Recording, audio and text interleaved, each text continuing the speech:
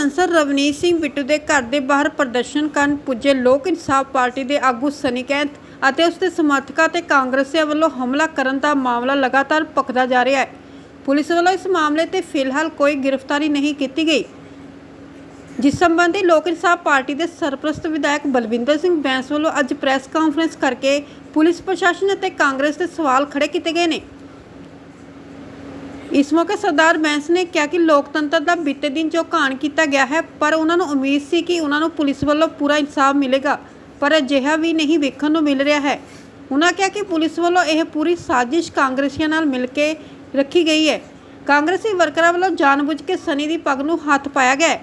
उन्होंने कहा कि पग की बेअदबी की गई, इस तो इलावा उसनूं जाति सूचक शब्द बोले गए हैं, पर पुलिस वालों इस बारे FIR च ना तो कोई कारण सी ना ही कोई जिक्र किया गया। बलविंदर सिंह बैंस ने कहा कि वह इस घटना तो हताश हुए ने। उन्होंने कहा कि मीडिया वालों कवरेज की गई, पुलिस ने उसनों भी अखों परोखे कर दिता है। उन्होंने कहा कि पुलिस प्रशासन वालों अजे तक कोई गिरफ्तारी नहीं की गई। उन्होंने कहा कि यह सब सोची समझी साजिश नाल किया गया है। मैं अज बहुत अफसोस ना कहन लगा कि जिहड़ा लुधियाना शहर जदों भी मैं दुनिया के किसी कोने में गया तो लुधियाना शहर का नाम तरू तारे वांगू चमकदा, क्योंकि इंडस्ट्रीयल हब वजों जानिया जाता है। पर हुण बदकिस्मती है मेरी भी, मेरे शहर वासियों की भी, मेरे शहर की भी, ये बदकिस्मती है कि लुधियाना करोना टॉपर की गिनती में सब तो उतले नंबर पर बोलिया जाता है। और ये होर बदकिस्मती है कि सिविल हस्पताल कोल एक भी वेंटीलेटर नहीं।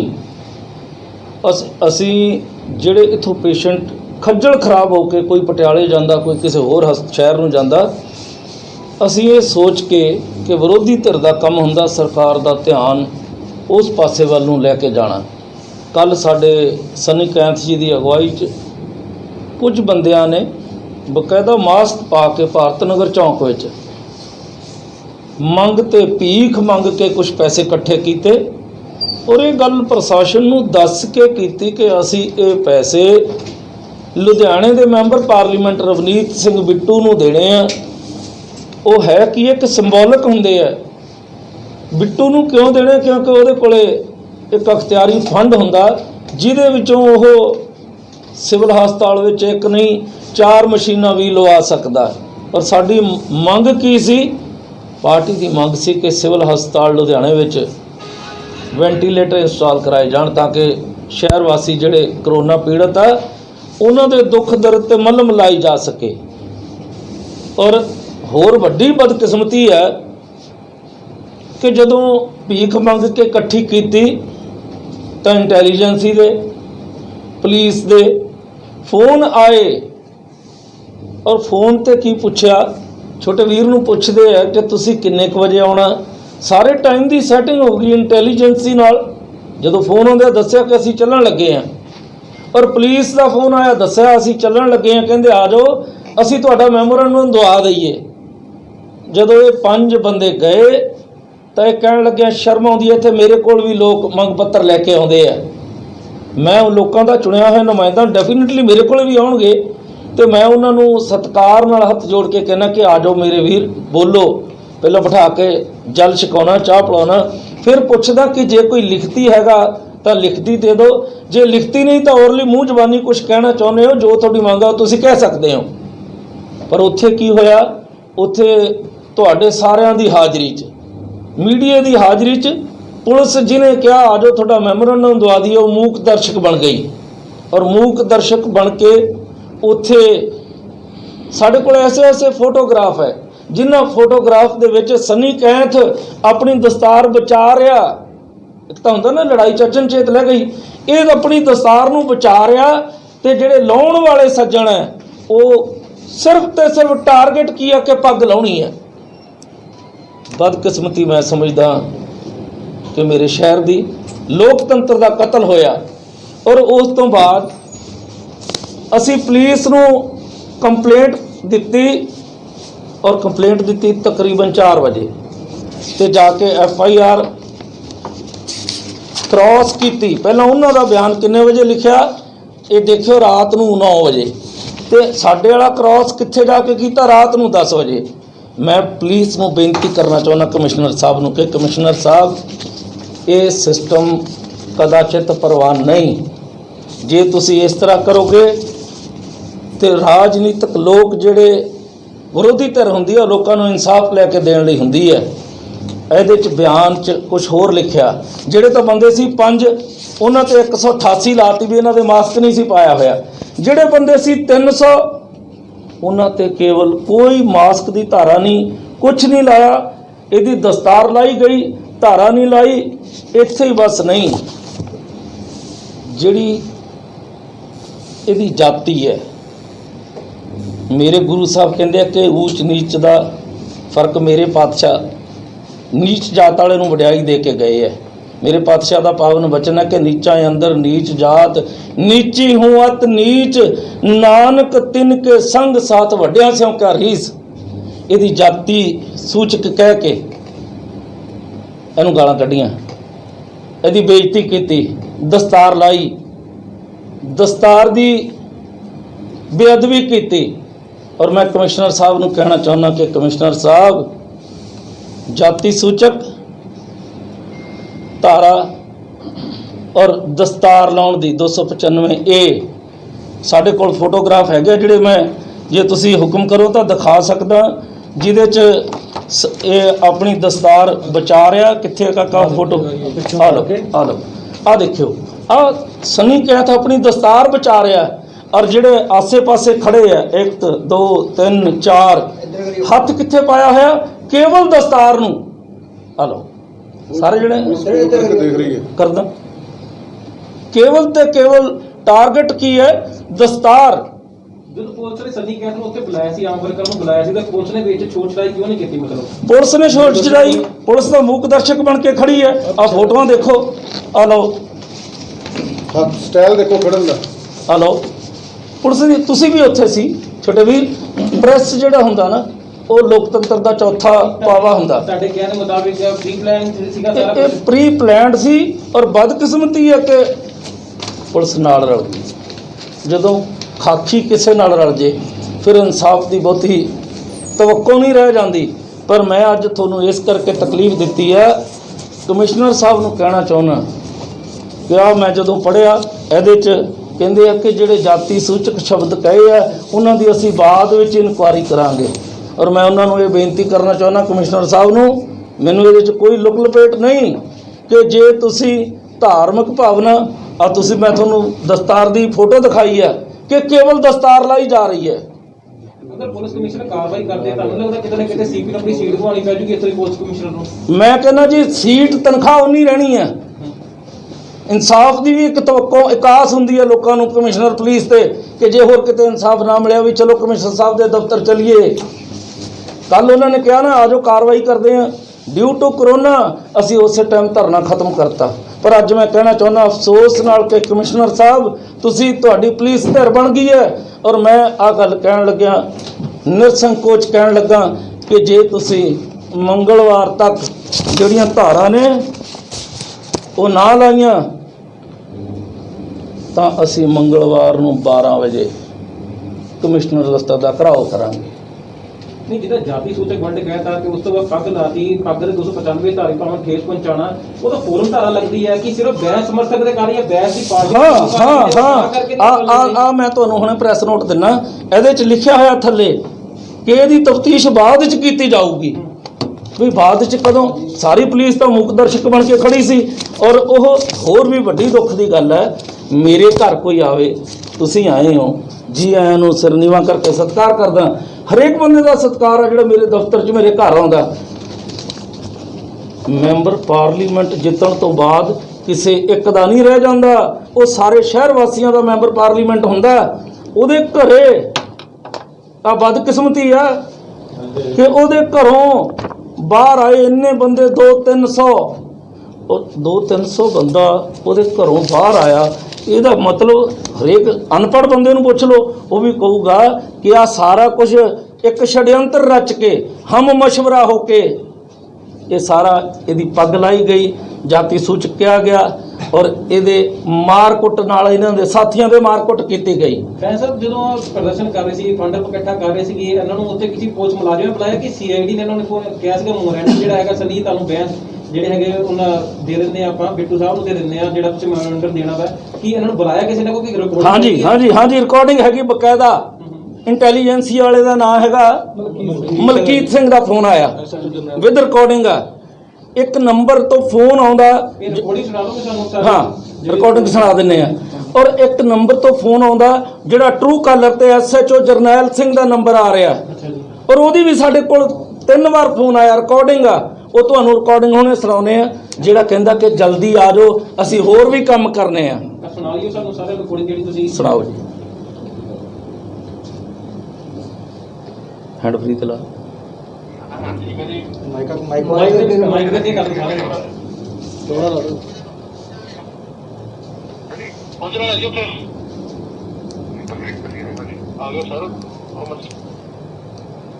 ਤੇ ਕੌਣ ਨੇ ਸੀਆਈਡੀ ਵਾਲੇ ਨੇ? ਇਹ ਐਸਐਚਓ ਜਰਨੈਲ ਸਿੰਘ ਹੈ। SHO Jarnail Singh Kaka true collar ਤੇ ਨੰਬਰ ਬੋਲ ਕੇ ਦੱਸ ਦਿਓ। ਟਰੂ ਕਾਲਰ ਤੇ ਆਪਣੇ ਤੇ ਲਾ ਕੇ ਦੇਖੋ, ਐਸਐਚਓ ਜਰਨੈਲ ਸਿੰਘ ਦਾ ਨੰਬਰ ਆ ਰਿਹਾ।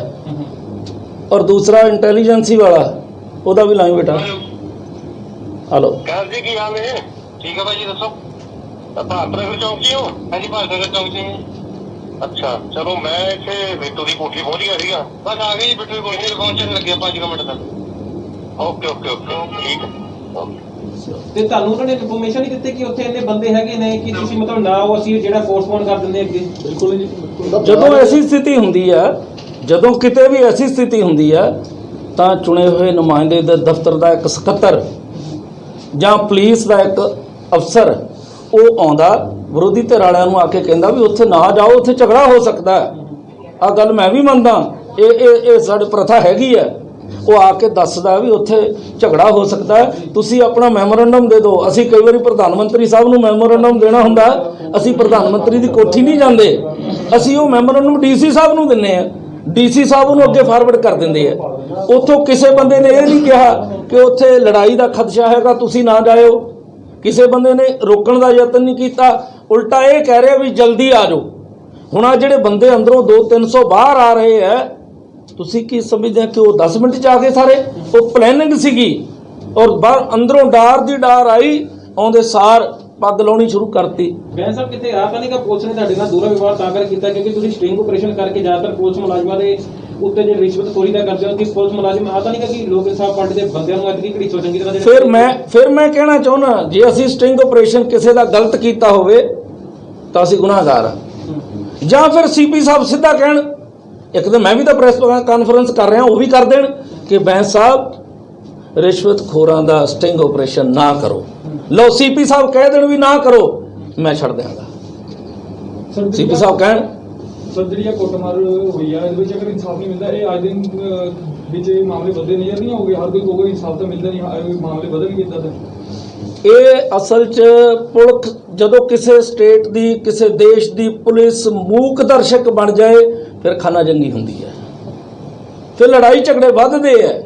ਤੁਹਾਡੀ ਗੱਲ ਬਿਲਕੁਲ ਠੀਕ ਹੈ, ਤੁਸੀਂ ਕਿਹਾ ਵੀ ਇਹ ਤਾਂ ਹਰ ਜਗ੍ਹਾ ਹੀ ਝਗੜਾ ਹੋਊਗਾ। ਜੇ ਤੁਸੀਂ ਵੀ ਦੇਖਿਆ, ਤੁਸੀਂ ਉੱਥੇ ਸੀ, ਪੁਲਿਸ ਨੇ ਤਾਂ ਛਡਾਇਆ ਵੀ ਨਹੀਂ। ਪੁਲਿਸ ਨੇ ਬਚਾਉਣਾ ਤਾਂ ਕੀ ਸੀਗਾ, ਪੁਲਿਸ ਨੇ ਤਾਂ ਇਹ ਵੀ ਨਹੀਂ ਕਹਿਣ ਦਾ ਯਤਨ ਕੀਤਾ ਕਿ ਤੁਸੀਂ ਬਈ ਨਾ ਮਾਰੋ ਇਹਨਾਂ ਨੂੰ। ਪੁਲਿਸ ਦੀ ਹਾਜ਼ਰੀ 'ਚ ਪੱਗ ਲੱਥੀ, ਪੁਲਿਸ ਦੀ ਹਾਜ਼ਰੀ 'ਚ ਗਾਲਾਂ ਕੱਢੀਆਂ, ਕਿਸੇ ਨੇ ਰੋਕਿਆ ਨਹੀਂ। ਇਸ ਕਰਕੇ ਅਸੀਂ ਮੰਗਲਵਾਰ, ਕੱਲ ਦਾ ਦਿਨ ਛੱਡ ਕੇ ਪਰਸੋਂ ਨੂੰ ਕਮਿਸ਼ਨਰ ਸਾਹਿਬ ਦੇ ਦਫ਼ਤਰ ਦਾ ਅਸੀਂ ਘਿਰਾਓ ਕਰਨ ਲਈ 12 ਵਜੇ ਅਸੀਂ ਜਾਵਾਂਗੇ। ਔਰ ਜਿੰਨੀ ਦੇਰ ਇਨਸਾਫ ਨਹੀਂ ਮਿਲਦਾ, ਲੋਕ ਇਨਸਾਫ ਪਾਰਟੀ ਦੀ ਇਹ ਲੜਾਈ ਜਾਰੀ ਰਹੂਗੀ।